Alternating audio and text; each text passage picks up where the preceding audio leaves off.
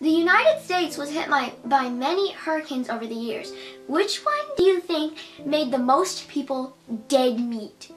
Do you think it's Hurricane Harvey? Well, no, that is not true. Do you think it's Hurricane Ian, which happened recently? No. Do you think it's Hurricane Michael? No. Camille? No. Do you think it's Katrina? Because that's literally what this book is about, because that is actually true. Today, I'm going to review the book I Survived Hurricane Katrina, 2005. This book was written by Tarshis and illustrated by Dawson. This book has 16 chapters and 95 pages. So what is this book all about? As the title suggests, this book is about Hurricane Katrina and this boy named Barry. So, Hurricane Katrina struck the middle of New Orleans, where Barry lives. And the weather forecasters predict the storm isn't going to be very strong. But, on the other hand, they were just dead wrong. All the levees around the area break, and then water starts flooding into everything. Barry's house is uprooted from the ground, and Barry tumbles into the floodwaters. Barry has always kind of gotten out of trouble, but can he survive this disaster at all, or is he going to become dead meat? That's what this book is about. So let's spin our way into the story. So, this book starts at the day before the hurricane, when the family gets a warning on TV about Katrina, because people don't predict it to be as strong as they expected. But still, Barry's family believed it was going to be pretty powerful. So, they decided to try and evacuate. His mom was packing up literally everything they could, but then, when they were on the road, Cleo, Barry's younger sister, began throwing up and getting really feverish and hot. So, they had to pull off onto the side of the road, turn back, and go home. So they were forced to stay in and wait out the storm. But then, Barry woke up the next morning at about 6:40. This wave of water came splashing in. Barry sprinted upstairs and met his parents in the attic. Then, water was up to the attic as his dad was chopping more holes, a hole for everyone to squeeze out and onto the roof. Then, once they were out onto the roof of the house, Barry literally saw his house was uprooted from the ground and floating in the rest of the water.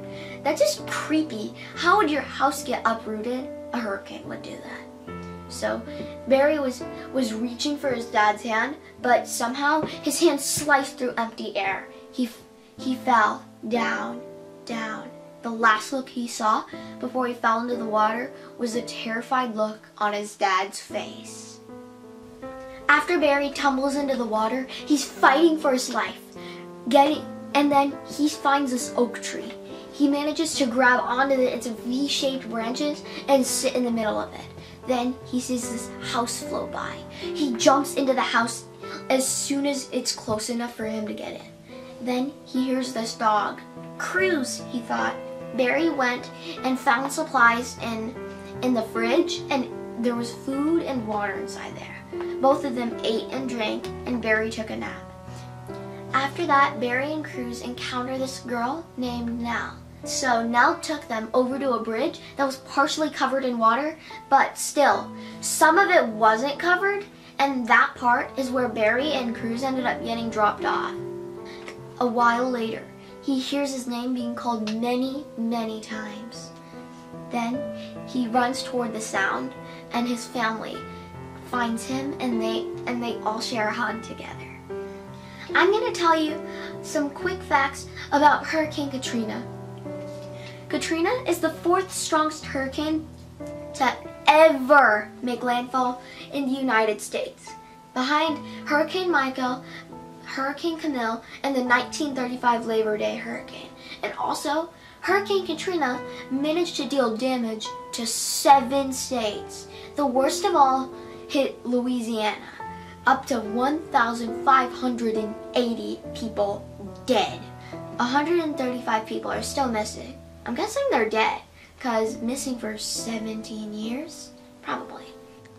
So everyone, go and read this book to read an amazing story about how an 11-year-old boy survived one of the top 5 deadliest hurricanes in American history. Friends, thanks for watching my videos.